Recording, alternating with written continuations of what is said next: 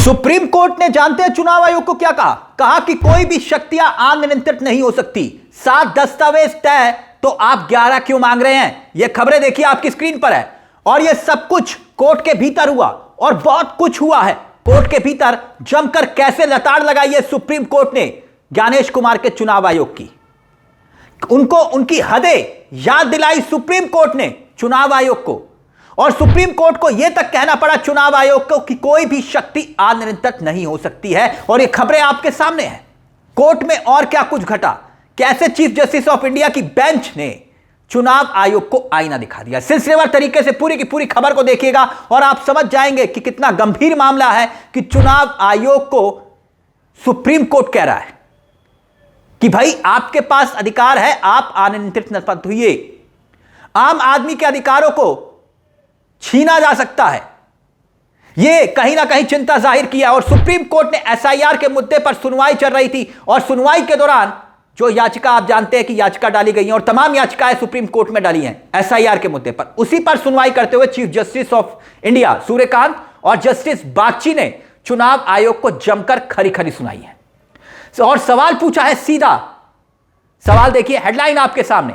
कहा कि कोई भी शक्तियां अनियंत्रित नहीं हो सकती, एसआईआर के गंभीर परिणाम हो सकते हैं, 7 दस्तावेज तय तो 11 क्यों मांगे जा रहे हैं? यानी सुप्रीम कोर्ट ने पूछा है कि आप अपनी मनमानी से नियमों में बार बार बदलाव क्यों कर रहे हैं, क्यों किया जाता है?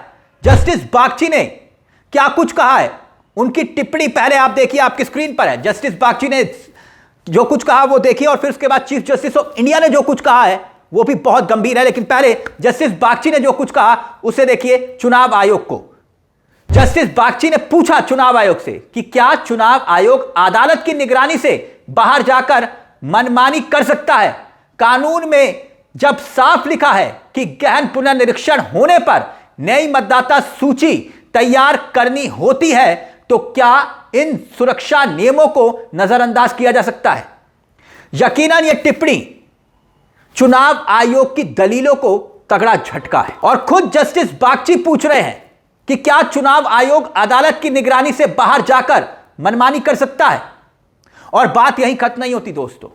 अगर चीफ जस्टिस ऑफ इंडिया अब जो आगे कह रहे हैं वो देखिए, आपकी स्क्रीन पर है। चीफ जस्टिस ऑफ इंडिया जो कहते हैं कि अगर वोटर लिस्ट से किसी का नाम कटता है तो उसके गंभीर नागरिक नतीजे होते हैं। ऐसे मामलों में प्रक्रिया नियमों के मुताबिक क्यों ना हो। यानी सोचिए, सीजीआई खुद मान रहे हैं कि भाई किसी का नाम कटना, हटना और छटना, इसके गंभीर नतीजे होते हैं।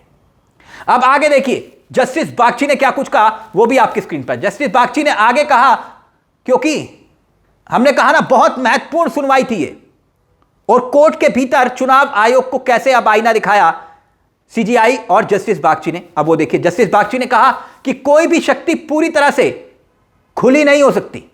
चुनाव आयोग भी बिना रोक टोक के अधिकार का इस्तेमाल नहीं कर सकता। तो चुनाव आयोग को याद दिलाया किसने?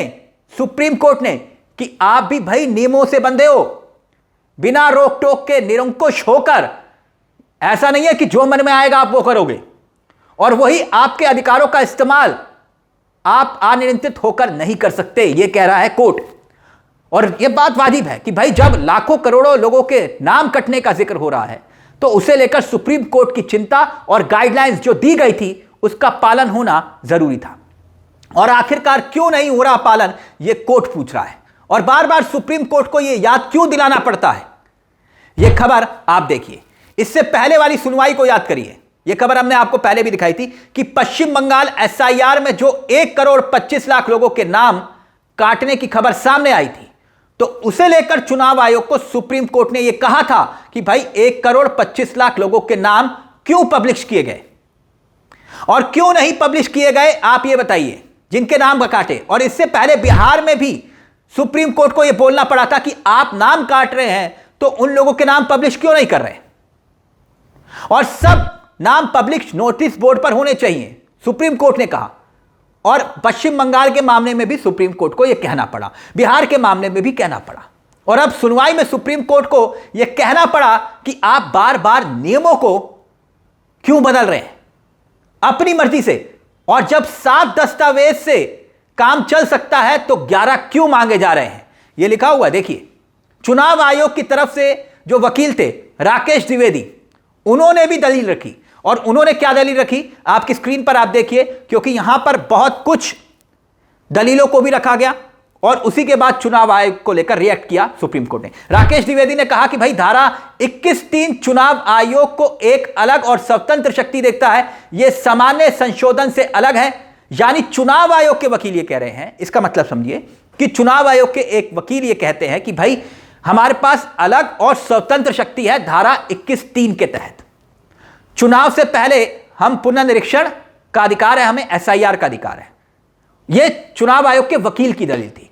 अब जैसे यह दलील दी गई राकेश द्विवेदी की तरफ से, वैसे ही चीफ जस्टिस ऑफ इंडिया जो कुछ कहते हैं, अब वो देखिए। चीफ जस्टिस ऑफ इंडिया ने तुरंत पकड़ लिया, कहा कि धारा 21(2) के नियमों का पालन जरूरी है, तो 21(3) में आयोग खुद को अपनी ही प्रक्रिया से कैसे बाहर कर सकता है।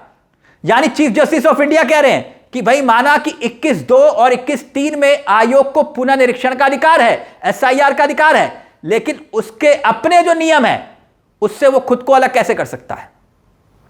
चुनाव आयोग खुद को अपने नियमों से बाहर कैसे कर सकता है, यही चीफ जस्टिस ऑफ इंडिया ने कहा। और चीफ जस्टिस ऑफ इंडिया ने चुनाव आयोग को, यानी मतलब यूं समझिए कि अपने ही बनाए हुए नियम, कायदे, कानूनों को सब कुछ याद दिला दिया।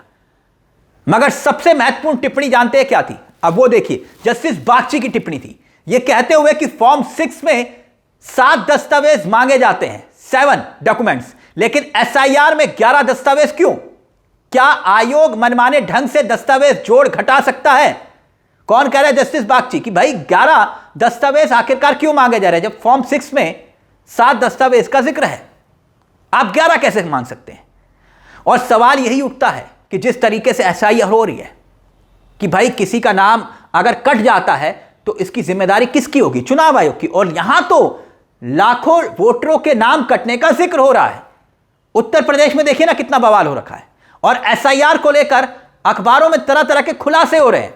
अब यह खबर देखिए आपकी स्क्रीन पर, भाई शर्मा जी के पते पर शबनम का वोट बन गया, यह खबर तो यही बताती है। और क्या यह खबर झूठी है? और ये तमाम खबरें, और ये खबरें अपने आप में बहुत बड़ा प्रश्न है कि भाई शर्मा जी के मकान पर शबनम का वोट कैसे बन सकता है। इसीलिए बहुत सारे सवाल खड़े हैं SIR की प्रक्रिया को लेकर।